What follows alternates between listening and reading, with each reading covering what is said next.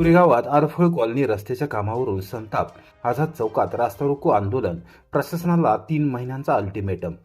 कोरेगाव शहरातील जुनी पेठ ते आरफळ कॉलनी दरम्यानचा रस्ता पूर्णतः खराब झाल्यामुळे संतप्त नागरिकांनी अखेर रस्त्यावर उतरून तीव्र आंदोलन छेडले। 2022 मध्ये मंजुरी मिळूनही 4 वर्षे उलटली तरी काम पूर्ण न झाल्याच्या निषेधार्थ राष्ट्रवादी काँग्रेस शरदचंद्र पवार पक्षाच्या वतीने गुरुवारी सकाळी आझाद चौक येथे सातारा लातूर राष्ट्रीय महामार्गावर रास्ता रोको आंदोलन करण्यात आले। या आंदोलनाला शिवसेनेनेही जाहीर पाठिंबा दिल्याने वातावरण अधिक तापले होते। तब्बल 1 तास महामार्गावरील वाहतूक पूर्णपणे ठप्प झाली होती। जिहेकाटापूर ते खेड नानकिरी हा प्रमुख जिल्हा मार्ग असून कोरेगाव शहरातील जुनी पेठ ते आरफळ कॉलनी हा भाग अत्यंत दयनीय अवस्थेत आहे। रेडी मिक्स कॉन्क्रीट प्रकल्पातील अवजड मिक्सर वाहनांची सततची वर्दळ, प्रशासनाचे दुर्लक्ष आणि ठेकेदाराची ढिलाई यामुळे रस्ता अक्षरशः खचला आहे। उडणारी धूळ, खोल खड्डे आणि असुरक्षित प्रवास यामुळे नागरिकांचे हाल होत आहेत। तरीही संबंधित यंत्रणा मात्र निष्क्रिय असल्याचा आरोप आंदोलकांनी केला। नगरसेवक हेमंत बर्गे, प्रीतम बर्गे, किशोर बर्गे आणि मनोज येवले यांच्या नेतृत्वाखाली नागरिक व महिलांनी आझाद चौकात ठिय्या मांडत महामार्ग रोखला। 4 वर्ष रस्त्याचे काम रखडवून जनतेची फसवणूक केली जात आहे। हे जाणीवपूर्वक राजकारण आहे असा थेट आरोप करत आंदोलकांनी ठेकेदार कंपनीविरोधात जोरदार घोषणाबाजी केली। यावेळी शिवसेनेचे नेते तथा कोरेगावचे प्रथम नगराध्यक्ष प्रशांत उर्फ राजाभाऊ बर्गे यांनीही आंदोलनात सहभाग घेत पाठिंबा दर्शवला। परिस्थिती नियंत्रणात आणण्यासाठी सहाय्यक पोलीस निरीक्षक विनोद नेवसे यांनी वारंवार मध्यस्थी करण्याचा प्रयत्न केला। आपली भूमिका मांडा, पण महामार्ग मोकळा करा अशी विनंती करूनही आंदोलक हटण्यास तयार नव्हते। संतप्त महिलांनी प्रशासनाच्या निष्क्रियतेवर तीव्र शब्दात संताप व्यक्त करत ठेकेदाराच्या विरोधात आक्रमक भूमिका घेतली। दरम्यान सार्वजनिक बांधकाम विभागाचे शाखा अभियंता नलगे घटनास्थळी दाखल झाले। त्यांनी रस्त्याच्या कामाबाबत माहिती देत लेखी आश्वासन दिले, मात्र केवळ कागदी आश्वासनांवर आंदोलक समाधान मानण्याच्या तयारीत नव्हते। अखेरीस सार्वजनिक बांधकाम विभागाच्या कार्यालयात बैठक घेण्यात आली। या बैठकीत कामाची सविस्तर माहिती देण्यात आली आणि लेखीपत्र आंदोलकांना सुपूर्द करण्यात आले। त्यानंतर आंदोलन मागे घेण्यात आले। तथापि पुढील 3 महिन्यात रस्त्याचे काम पूर्ण झाले नाही तर यापेक्षाही तीव्र आंदोलन छेडले जाईल असा इशारा संतप्त नागरिक आणि महिलांनी दिला आहे। दरम्यान गुरुवारी लग्नसराईचा मुहूर्त असल्याने शहरात मोठ्या प्रमाणात वाहतूक होती। अशा वेळी झालेल्या रास्ता रोकोमुळे संपूर्ण वाहतूक व्यवस्थेचा बोजवारा उडाला आणि नागरिकांना मोठा मनस्ताप सहन करावा लागला। एकूणच कोरेगावातील रस्त्याच्या प्रश्नाने आता उग्र रूप धारण केले असून प्रशासनाने तात्काळ ठोस पावले उचलली नाही तर नागरिकांचा संताप आणखी भडकण्याची शक्यता व्यक्त होत आहे। आज पद्धतीनं वर्क ऑर्डर झाले आहे आरफळ कॉलनीपर्यंत। त्याच पद्धतीनं दोन्ही साईडला बंदिस्त गटर झाले पाहिजेत। तोंड बघून एक साईड आता धरणार आहेत ती फक्त नाही, बरोबर होणार असलं त्याप्रमाणे टेंडरमध्ये प्रोव्हिजन आहे ना, 200 मीटर लांबीचा आहे तेवढा आपण करणार. कॉलनीपर्यंत करायचं प्लॅन असेल की 200 मीटर आपलं दोन्ही साईडने आहे पर्यंत आरफळ कॉलनी कोरेगाव नगर हद्दीपर्यंत नगर पंचायतच्या हद्दीपर्यंत तो अंडरग्राउंड गटर झाला एकच मिनिट आणि कॉन्क्रीट रस्ता झाला पाहिजे। आणि जोपर्यंत रस्ता चालू होत नाही तोवर कोरेगाव शहरातून ज्या आरएमसीच्या गाड्या दोन्ही वाजतात शिवसमर्थ आणि एचएसी ग्रुप आम्ही त्या गाड्या रस्त्यावरून जायच्या बंद करणार नाही। जर त्यांनी तुम्हाला म्हणतो ज्या श्री गणेश कंस्ट्रक्शन हे काम घेतले कटापूर रस्त्याचं, तो जर काम करत नसेल आणि त्या रस्त्यानं जर रोज वाहतूक करत असेल तर आम्ही त्याला तुम्हाला म्हणतो आजपासून त्या रस्त्यावर जाऊन येऊन देणार नाही आणि शिवसमर्थला बी जाऊन येऊन देणार नाही। का तर कारण त्या रस्त्याचं संपादित झालं नाहीये, अजून मालकी हक्क शेतकऱ्यांचा त्या रस्त्याला आहे आणि संबंधित ठेकेदार अशा पद्धतीनं काम करत असेल। 4 वर्षापूर्वी भूमिपूजन झालंय आणि आज अखेरपर्यंत रस्ता परिमिटर। ह्याचं कारण काय आहे? मग कोरेगाव शहरातील सर्व प्रमुख रस्ते झाले आणि कटापूर रस्ता का म्हणून आजपर्यंत ठेवला प्रलंबित? ह्याची कारणं राजकारण आहे त्याच्या पाठीमागं आणि संबंधित अधिकारी आहे ती अधिकाऱ्यांनी त्या कामाचा पाठपुरावा न केल्यामुळं ह्या कटापूर रस्त्याची दैनिक अवस्था झाली। आज शाळेच्या मुलांचे अपघात झालेत, वृद्ध लोकांचे तुम्हाला अपघात झालेत, लोकांचे हातपाय मोडलेत, मणक्याचे त्रास उद्भवलेत, धुळीचं साम्राज्य उद्भवलंय, लोकांना दम्याचे त्रास झालेत। आज तिथे संबंधित अधिकारी कधी विजिट देतात? 200 गाड्या रोजच्या रोज दिवसा चालू आहेत तरी सुद्धा त्या रस्त्याला पाणी सगळं मारलं जात नाही किंवा कुणाची तिथं काळजी घेतली जात नाही। अशा पद्धतीनं प्रशासन काम करत असेल तर आमचा प्रशासनाचा जाहीर निषेध आहे।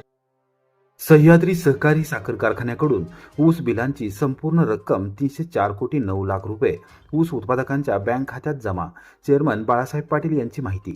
यशवंतनगर तालुका कराड येथील सह्याद्री सहकारी साखर कारखान्याने सन 2025-26 गळीत हंगामात कारखान्याकडे गळीतास आलेल्या ऊसास प्रति मेट्रिक टन 3,500 रुपये प्रमाणे ऊस बिलाची संपूर्ण रक्कम रुपये 304,09,00,000 रुपये ऊस उत्पादक शेतकऱ्यांच्या बँक खात्यात वर्ग केले आहेत, अशी माहिती चेअरमन बाळासाहेब पाटील यांनी दिली.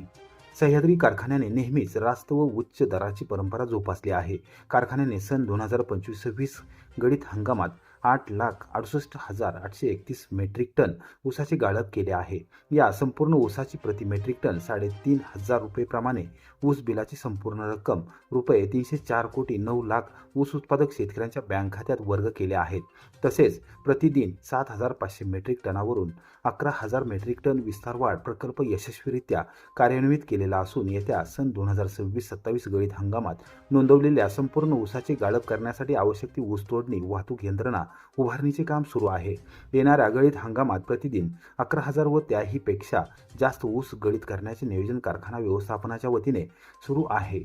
ऊस उत्पादकांनी नोंदवलेला संपूर्ण ऊस सह्याद्रीकडेच गळीतास पाठवावा असे आवाहन कारखाना प्रशासनाच्या वतीने करण्यात आले आहे.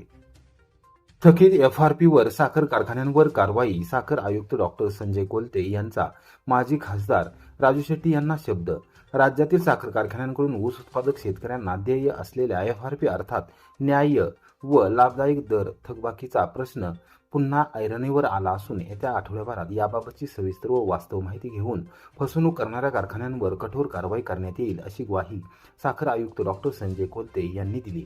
राज्यातील अनेक साखर कारखान्यांनी FRPची एकरकमी रक्कम अदा केल्याची चुकीची व बोगस माहिती साखर आयुक्तालयाला सादर केल्याचे समोर आले आहे. प्रत्यक्षात मात्र सुमारे 3,500 कोटी रुपयांची FRP थकबाकी अद्याप बाकी असल्याची गंभीर बाब स्वाभिमानी शेतकरी संघटनेचे संस्थापक अध्यक्ष तथा माजी खासदार राजू शेट्टी यांनी निदर्शनास आणून दिली. या पार्श्वभूमीवर पुणे येथील साखर आयुक्त कार्यालयात शेट्टी यांनी आयुक्तांची भेट घेऊन थकीत FRP वसुलीसाठी तातडीने RRC अंतर्गत कारवाई सुरू करण्याची मागणी केली. राज्यातील साखर कारखान्यांचा गाळप हंगाम संपून जवळपास 2.5 महिने उलटूनही शेतकऱ्यांना FRPची रक्कम न मिळाल्याने शेतकरी आर्थिक अडचणीत सापडले आहेत. चालू हंगामात साखर व उपपदार्थांना चांगले बाजारभाव मिळूनही अनेक कारखानदारांनी शेवटच्या टप्प्यातील ऊसाचे पैसे थकवून ठेवले असल्याचा आरोप करण्यात आला. केंद्र सरकारकडून अनुदान किंवा पॅकेज मिळवण्याच्या उद्देशाने ही थकबाकी जाणीवपूर्वक ठेवली जात असल्याचा आरोपही यावेळी करण्यात आला. या सर्व प्रकरणाची दखल घेत साखर आयुक्त डॉक्टर कोलते यांनी साखर सहसंचालक व लेखा परीक्षकांमार्फत कारखाना निहाय चौकशी करून दोषींवर कारवाई करण्याचे आश्वासन दिले. यावेळी साखर आयुक्तालयातील अर्थ व उत्पादन विभागाचे अधिकारी तसेच स्वाभिमानी शेतकरी संघटनेचे पदाधिकारी यावेळी उपस्थित होते. साताऱ्यात मोटरसायकल चोरीचा पर्दाफाश. 2 चोरट्यांकडून 13 गाड्या जप्त. स्थानिक गुन्हे शाखेची धडक कारवाई. सातारच्या स्थानिक गुन्हे शाखेने केलेल्या प्रभावी कारवाईत 2 मोटरसायकल चोरट्यांना ताब्यात घेत 12 चोरीचे गुन्हे उघडकीस आणत तब्बल 13 मोटरसायकली जप्त करण्यात आल्या आहेत. या कारवाईमुळे जिल्ह्यातील वाहन चोरीच्या घटनांना मोठा आळा बसण्याची शक्यता व्यक्त केली जात आहे. पोलीस अधीक्षक निखिल पिंगळे व अप्पर पोलीस अधीक्षक वैशाली कडूकर यांच्या मार्गदर्शनाखाली स्थानिक गुन्हे शाखेचे पोलीस निरीक्षक विश्वजित घोडके यांनी विशेष पथकाची स्थापना केली होती. सहाय्यक पोलीस निरीक्षक रोहित फारणे यांच्या नेतृत्वाखाली या पथकाने वाहन चोरी करणाऱ्या संशयितांचा शोध सुरू केला होता. दरम्यान 29 एप्रिल 2026 रोजी विश्वसनीय माहितीच्या आधारे MIDC कार्यालयाजवळील बस स्टॉप परिसरात 2 संशयित व्यक्ती नंबर प्लेट नसलेली मोटरसायकल विक्रीसाठी आणणार असल्याची माहिती मिळाली. त्यानुसार सापळा रचून सायंकाळी दोघांना मोटरसायकलसह ताब्यात घेतले. चौकशीत त्यांनी मार्च 2025 मध्ये कराड येथील कॉटेज हॉस्पिटल परिसरातून मोटरसायकल चोरी केल्याची कबुली दिली. अधिक तपासात कराड, वडूज, औंध व परिसरातून आणखी 12 मोटरसायकली चोरी केल्याचे उघड झाले. पोलिसांनी त्यांच्या ताब्यातून एकूण 2,15,000 रुपये किमतीच्या 13 मोटरसायकली जप्त केल्या आहेत. अटक करण्यात आलेल्या आरोपींपैकी एकाचे नाव ओंकार भाऊसो माने, वय 20, राहणार वडूज असेच, तर दुसरा विधी संघर्षग्रस्त बालक आहे. या यशस्वी कारवाईमुळे स्थानिक गुन्हे शाखेचे सर्वत्र कौतुक होत आहे. पुढील तपास सुरू असून आणखी गुन्हे उघडकीस येण्याची शक्यता पोलिसांनी व्यक्त केली आहे.